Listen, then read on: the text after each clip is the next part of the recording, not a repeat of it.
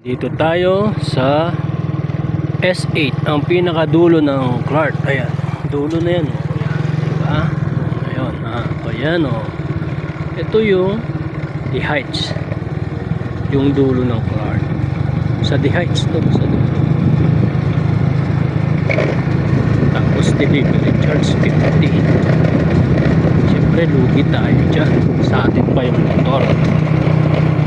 Paano yung gulong? Okay yung gas, 50 pwede na. Yung maintenance, paano yung maintenance? Sa loob pa lang ng The Heights to. Paglabas natin ng The Heights, lalabas tayo ng Costco. Yes. Costco and Hills.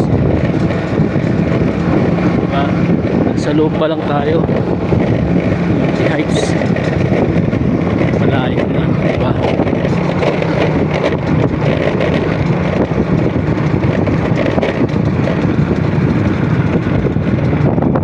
Kakain ng 1 minute ay 2 minutes.